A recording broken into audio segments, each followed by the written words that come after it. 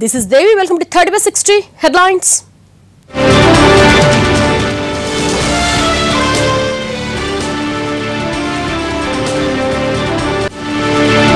YCP the నేర తంత్రం మాది అభివృద్ధి మంత్రం విశాఖ టీడీపీ ఆత్మీయ సదస్సులో చంద్రబాబు.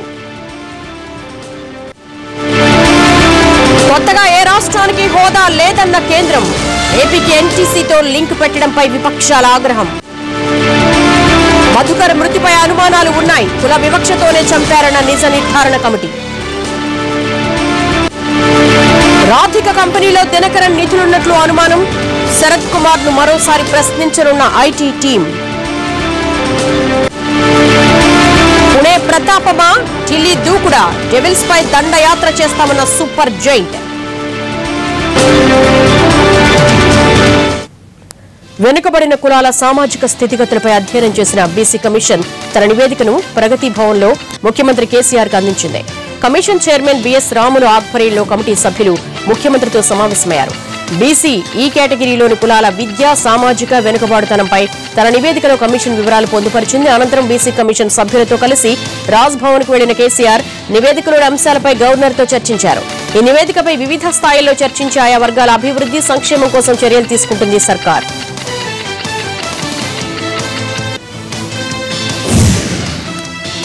ఢిల్లీ పర్యటనలో భాగంగా తెలంగాణ మంత్రి కేటీఆర్ కేంద్ర మంత్రి అరుణ్ జైట్లీతో సమావేశమయ్యారు. ఈ సమావేశంలో రాష్ట్రానికి చెందిన పలు అంశాలను కేంద్రం దృష్టికి తీసుకొచ్చారు మంత్రి. అంతకుముందు మరో కేంద్ర మంత్రి నితిన్ గడ్కరీతో సమావేశమైన కేటీఆర్ రోడ్ల అభివృద్ధితో పాటు పలు అంశాలు చర్చించారు. ఎంపీలు జితేందర్ రెడ్డి, వినోద్, బాల్కసుమన్, పొంగులేటి శ్రీనివాసరెడ్డిలు కేటీఆర్ తో పాటు కేంద్ర మంత్రులను కలిసిన వారిలో ఉన్నారు.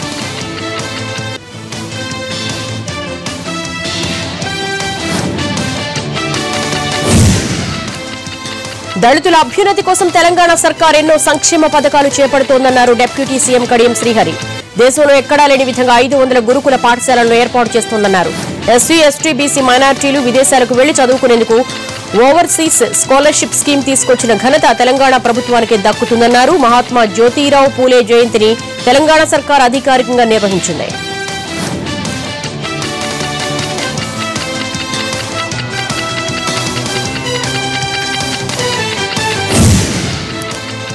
విశాఖ ఏయూలో డాక్టర్ బిఆర్ అంబేద్కర్ 125వ జయంతి వేడుకలు ఘనంగా జరిగాయి.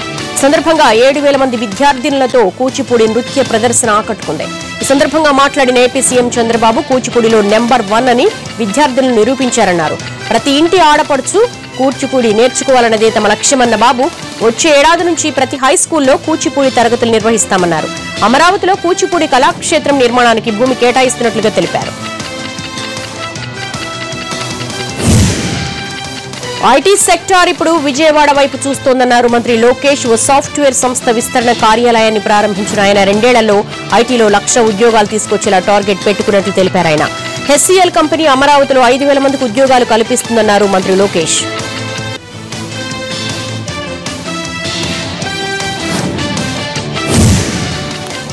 భూమా కుటుంబానికి అండగా ఉండాలని ఏకగ్రీవంగా తీర్మానించారు నంద్యాల టీడీపీ కార్యకర్తలు, నేతలు. ఎన్జీఓ కాలనీలోని ఏవి స్వగృహంలో మండల స్థాయి టీడీపీ నేతల సమావేశం జరిగింది.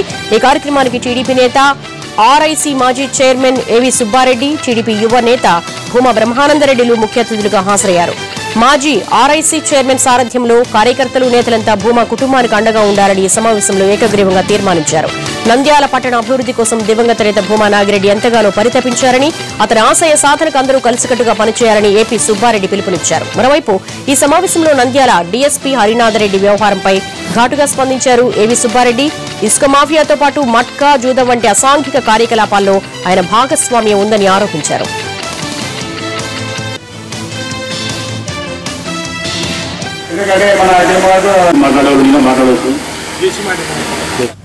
ఆయన మరణం తర్వాత రకరకాల ఊహాగానాలు, నేనేదో అలిగానని కొంతమంది అయితే నాగిరెడ్డితోనే ఏవి సుబ్బారెడ్డి పని అయిపోయింది, వాళ్ళ పిల్లలు కూడా దూరం పెడుతున్నట్టున్నారు అనే ఒక క్వశ్చన్ మార్కు ప్రతి ఒక్కరిలో వచ్చింది.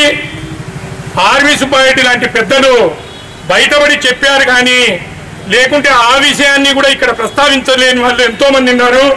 ఆయన ఒక్కడు బయట పడిన తర్వాత 5-6 మంది చెప్పడం జరిగింది. అంతెందుకు ఇక్కడికి ఇప్పుడు కొట్టాల శివనాయుడు చెప్తాడు నాకు ఇవన్నీ ఏం తెలియదు అని.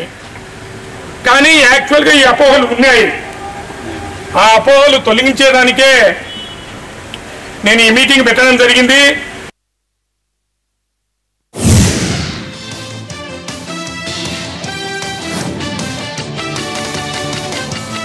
విశాఖ రైల్వే జోన్ అంశంపై దాఖలైన పిటిషన్ను విచారణకు స్వీకరించింది హైకోర్టు. రైల్వే జోన్ ఏర్పాటు కేంద్రాన్ని ఆదేశించాలని పిలివేశారు మాజీ మంత్రి కోణతాల. వేసవి సెలవుల అనంతరం ఈ పిటిషన్ విచారణకు వచ్చే అవకాశం ఉంది.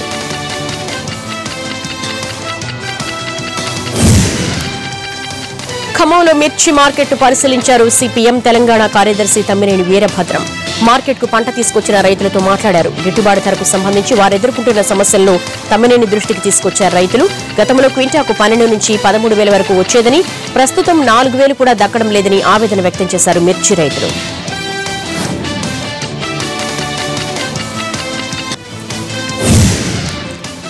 సినీ నటుడు మెగాస్టార్ చిరంజీవిపై సినీ రచయిత యండమూరి వీరేంద్రనాథ్ మరోసారి వ్యంగ్యాస్త్రాలు సంధించారు. పశ్చిమ గోదావరి జిల్లా ఏలూరు ఓ ప్రైవేట్ స్కూల్లో అవగాహన సదస్సుకొచ్చిన యండమూరి రాక్షసుడు సినిమా ఫంక్షన్ సభలో రావు గోపాలరావు తనతో చెప్పిన మాటలను గుర్తు చేశారు. అందువల్ల స్టేజ్ మీద అనౌన్స్ చేయాలన్నమాట. ఈ రోజు ఆగస్టు 22వ తారీఖు చిరంజీవి పుట్టినరోజు. ఈ రోజు నుంచి చిరంజీవిని అందరూ మెగాస్టార్ చిరంజీవి అని పిలవాలని చెప్పి అనౌన్స్ చేయాలి. నాకు కూడా భయం ఉనికిపోతుంది. ముందే ఆమెది కాదు నాది ఆ రోజు. సో నా వెనకాల రావు గోపాలరావు గారు కూర్చున్నారు. తెలుసా రావు గోపాలరావు నా వెనకాల కూర్చుని అన్నాడు, రాక్షసుడు లాంటి సినిమా తీసి నీకు భయం ఏంట్రా సార్, కాళ్ళు ఉనికిపోతున్నాయి సార్, ప్యాంట్ ఉంది కాబట్టి సరిపోయింది, నిలబడలేము సార్ నేను అన్నాను. వెనకాల రావు గోపాలరావు గారు ఉన్నారని తలుచుకో, ధైర్యం వస్తుంది అన్నాడు. చిత్తూరు జిల్లాలో 2 కార్పొరేటర్లు, ఒక కౌన్సిల్ స్థానానికి జరిగిన ఉప ఎన్నికల్లో టీడీపీ విజయం సాధించింది. మున్సిపల్ కార్పొరేషన్లో 33, 38 వార్డులకు నోటిఫికేషన్ విడుదల కాగా 33వ వార్డులో కటారి హేమలత ఏకగ్రీవంగా ఎంపికయ్యారు.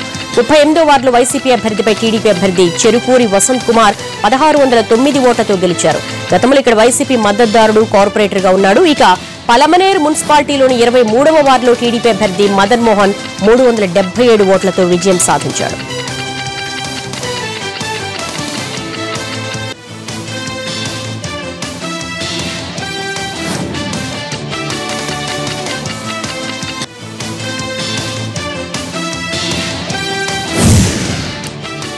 అనంతపురం జిల్లా హిందూపురం పట్టణంలోని 9వ వార్డు ఉప ఎన్నికల్లో టీడీపీ తరపున పోటీ చేసిన బోయ శాంతి 939 ఓట్ల మెజార్టీతో గెలుపొందారు. ఈ వార్డులో 2,565 మంది ఓటర్లు ఉండగా 1,395 ఓట్లు నమోదైనాయని, పోటీలో టీడీపీ తరపున బోయ శాంతి పోటీ చేయగా కాంగ్రెస్ తరపున వడ్డే రాధ పోటీ చేశారు. 30-60 షార్ట్ బ్రేక్.